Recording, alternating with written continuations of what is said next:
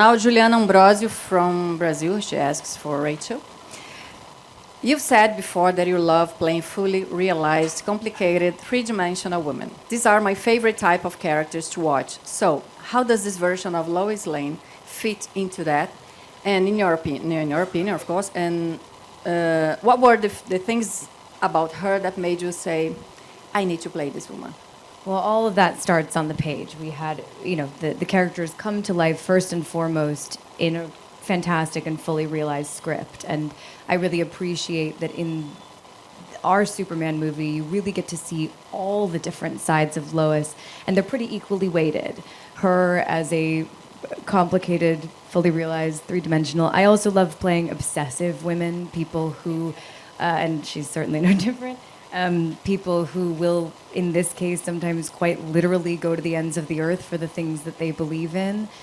And one of the things I love about this version is I think sometimes today when we talk about what it means to be a strong, three-dimensional, fully realized woman, we have one idea of what that means. And I appreciate that in this film, part of what it means to be a strong woman is to discover your own vulnerability, is to lean into the things that make you afraid. You can be afraid in certain moments, whether it's in your life or in work, and you can do the hard things anyway.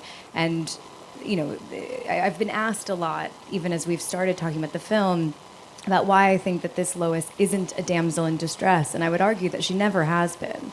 She's always been somebody who sometimes gets into trouble and falls off a building and isn't always more like the most graceful in her pursuit of the things that she cares about. But that's what makes her fun to watch, and that's what makes her fun to play too.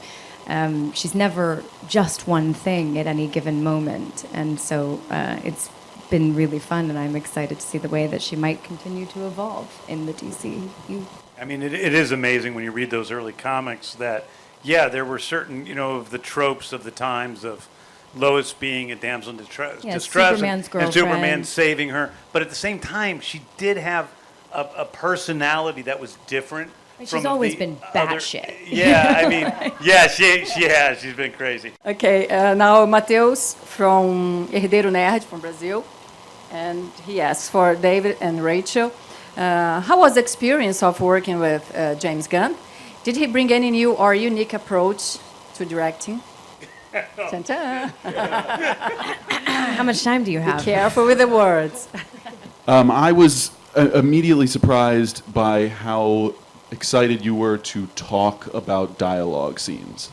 I expected that you'd be very excited about the action. We had seen the storyboards, and you obviously loved the design, the war room filled with all the images, the renders of the costumes and the characters and the creatures and the amazing set pieces, and then the set pieces that were going to be set pieces and the set pieces that were never going to exist because they were too fantastical to build in real life.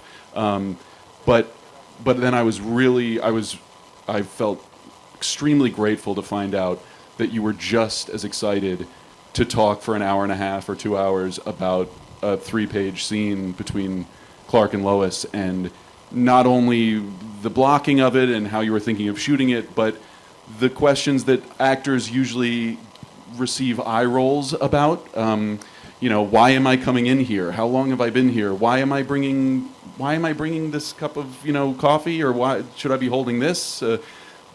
Questions that I think a lot of directors, or especially big, epic, spectacle directors, can be a little fed up with, or sort of feel like, well, that's your job, figure that out.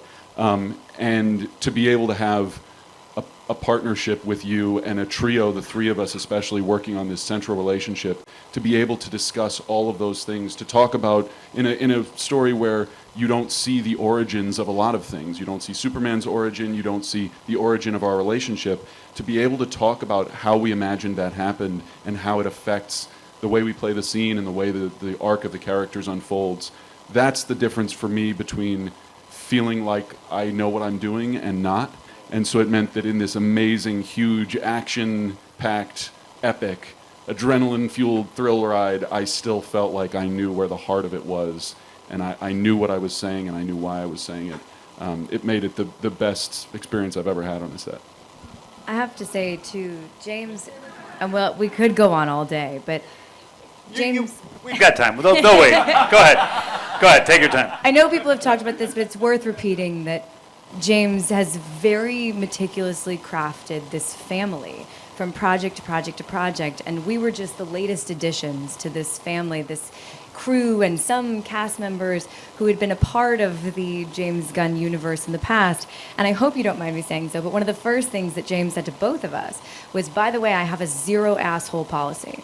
Like, you guys need to be good leaders and good people, and those are the only people that we work with, and did pretty meticulous deep dives on both of us, and I'm sure everybody else, to make sure that we would fit the spirit of this family. And it's a real gift to be able to work with a director who not only has a clear vision for what's on screen, but for the community that we're building off screen too. And then the same as David articulated on screen, to leave the space for discovery, to try things. And I feel like the same is true off screen too, to have that trust with your cast and your crew. It sounds like it should be the bottom line, but it's a lot rarer than you think. And so, you know, it's been very easy to come out here and talk about what a great time we had making this project, and hopefully that translates to the screen too, and you all feel that. Now, that said, you do get cranky when you're hungry. But we all do. As we all. No, it's not, I couldn't think of anything. I couldn't think of anything He was else. really reaching for some diss. I did like. I think about how you described me at the end of shooting, which I felt very seen by when you said, he very complimentarily. He said, you know, you're a filmmaker and you want to help make the film better as an actor. You want to help make the film better. You're also a little bit like a kid sticking his fingers in light sockets. And sometimes I need to slap you on the hand and say, stop doing that. I appreciate that. That was a keen understanding for me and David early on, is that he asks a lot of questions, and they almost always really help make the movie better, you know? And I can see where other directors can be like, oh, it's too many questions, David. And Rachel, too, asked. They both come in with a bag of questions over their shoulders. But it really made the scenes better, and it was cool. But also, if like there is a time when I'm doing something or whatever, and David's asking questions or has some ideas or whatever, I just say, stop it, David. And then he completely just goes and he doesn't take it personally. And so we have this amazing relationship where neither one of us are very sensitive in that respect. And we can be very blunt and forward with each other about, you know, filmmaking. But it was, these guys were both like, they're real actors. I mean, they do have a lot of questions, but I do enjoy answering them. Homework, James. Homework. Well, that is what it is, though. Most actors don't do that. Most actors come to set and then maybe they got their lines memorized that morning. You know what I mean? Like that's most actors, not just some. That's 80% of actors. They just memorize their lines, which is good to memorize your lines. Because there's a lot of them that don't even do that.